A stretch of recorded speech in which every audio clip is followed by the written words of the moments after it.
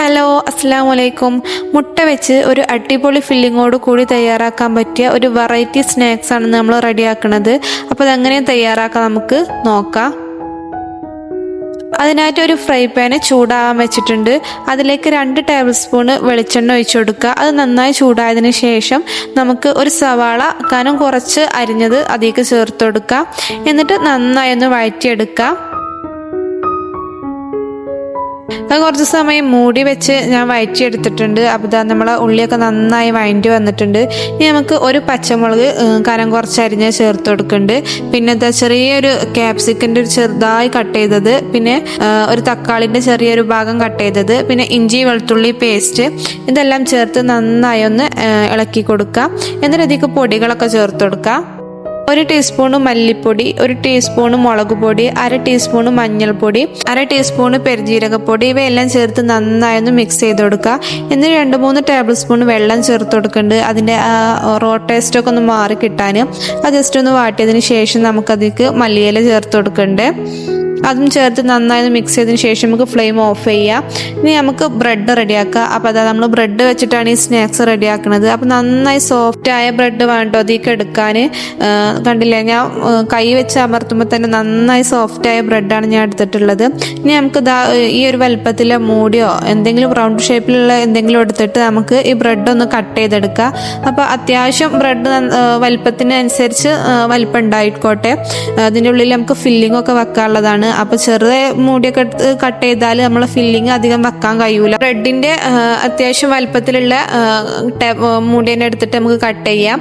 അപ്പോൾ അതാ ഞാൻ ഈ ഒരു വലുപ്പത്തിലാണ് ഇത് എടുത്തിട്ടുള്ളത്. അപ്പോൾ അതേപോലെ നമുക്ക് എല്ലാം കട്ട് ചെയ്തെടുക്കാം. അപ്പോൾ അതിൻ്റെ ബാക്കി വരുന്ന ഭാഗം നമുക്ക് മിക്സിൻ്റെ ജാറിലിട്ടിട്ട് പൊടിച്ചിട്ട് നമുക്ക് അതൊന്ന് ഫ്രൈ പാനിലിട്ട് ചൂടാക്കിയെടുക്കാം. അപ്പോൾ അതെല്ലാം അവിടെ റെഡിയാക്കി എടുത്തിട്ടുണ്ട്. ഇനി നമുക്ക് 2-3 ടേബിൾ സ്പൂണ് മൈദയിൽ കുറച്ച് വെള്ളം കലക്കിയിട്ട് അതവിടെ മാറ്റി വെക്കാം. മിക്സ് ചെയ്തിട്ട് അതവിടെ മാറ്റി വെക്കാം. പിന്നെ ബ്രെഡിൻ്റെ ബാക്കി വന്ന ഭാഗം നമുക്ക് മിക്സിൻ്റെ ജാറിലിട്ടിട്ട് ഒന്ന് പൊടിച്ചെടുക്കാം.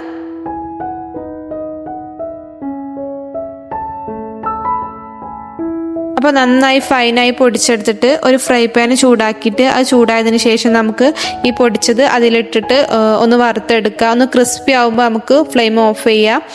അപ്പോൾ നന്നായി ഒന്ന് വറുത്തെടുക്കുക. നമ്മൾ റസ്ക് പൊടിൻ്റെ ഒക്കെ ആ ടൈപ്പ് ആകുമ്പോൾ നമുക്ക് ഓഫ് ചെയ്യാം. അപ്പോൾ നമ്മളത് നന്നായി ക്രിസ്പിയായി വന്നിട്ടുണ്ട്. അപ്പോൾ ഞാൻ ഫ്ലെയിം ഓഫ് ചെയ്തിട്ടുണ്ട്. ഇനി ഒരു 3 മുട്ട പുഴുങ്ങിയിട്ട് അത് 2ആയി കട്ട് ചെയ്തിട്ട് അവിടെ മാറ്റി വെച്ചിട്ടുണ്ട്. ഇനി നമുക്കത് ഫില്ലിങ് നിറക്കുക. അപ്പോൾ നമ്മൾ ബ്രെഡ് വെച്ചിട്ട് അതിലേക്ക് ഓരോ ടേബിൾ സ്പൂണൊന്നും വേണ്ട, ഒരു 1/2 ടേബിൾ സ്പൂൺ വീതം നമുക്ക് ആ ഫില്ലിങ് വെച്ചുകൊടുക്കുക.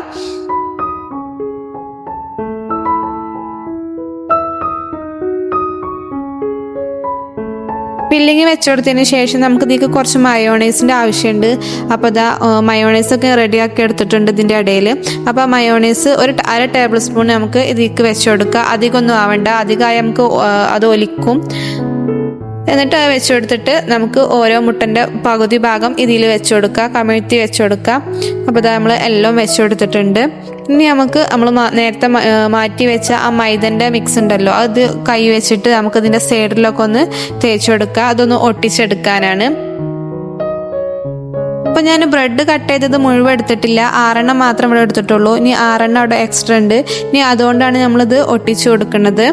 അപ്പോൾ ബാക്കി വരുന്ന 6 കൊണ്ട് ഇത് ഓരോന്നും നമുക്ക് ഒട്ടിച്ചെടുക്കുക.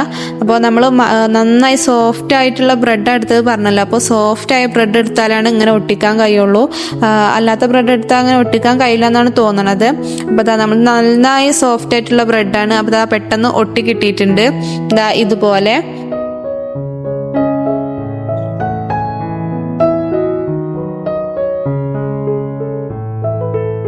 അതേപോലെ നമുക്ക് എല്ലാം അതേ രീതിയിൽ ചെയ്തെടുക്കാം.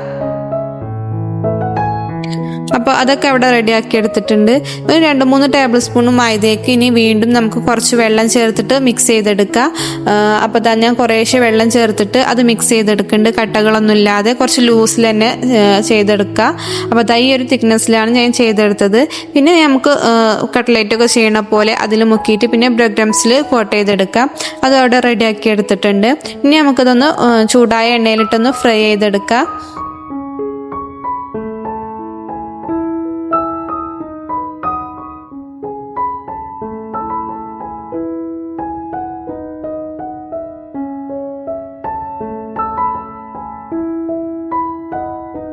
അത് അപ്പോൾ പെട്ടെന്ന് റെഡിയാവും. നമ്മൾ ഉള്ളിലൊന്നും വേവാനില്ല, ഫില്ലിംഗ് ഒക്കെ വെന്തതാണ്. അപ്പോൾ ഈ പുറമെ ഒന്ന് കളർ മാറി ക്രിസ്പിയായി കിട്ടിയാൽ മതി. അപ്പോൾ അതാ നമ്മുടെ സ്നാക്സ് ഇവിടെ റെഡി ആയിട്ടുണ്ട്. റംസാനൊക്കെ ഉണ്ടാക്കാൻ പറ്റിയ ഒരു വെറൈറ്റി സ്നാക്സ് ആണ്. അപ്പോൾ ഞാൻ ഇതൊന്ന് കട്ട് ചെയ്തിട്ട് കാണിച്ചു തരാം.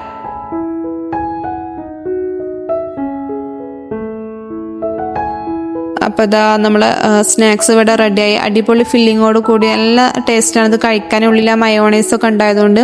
അപ്പോൾ ഈ വീഡിയോ ഇഷ്ടപ്പെടുകയാണെങ്കിൽ എല്ലാവരും ഒന്ന് ലൈക്ക് ചെയ്യും. സബ്സ്ക്രൈബ് ചെയ്യാത്ത കൂട്ടുകാരുണ്ടെങ്കിൽ പ്ലീസ് ഒന്ന് സബ്സ്ക്രൈബ് ചെയ്ത് സപ്പോർട്ട് ചെയ്യട്ടോ.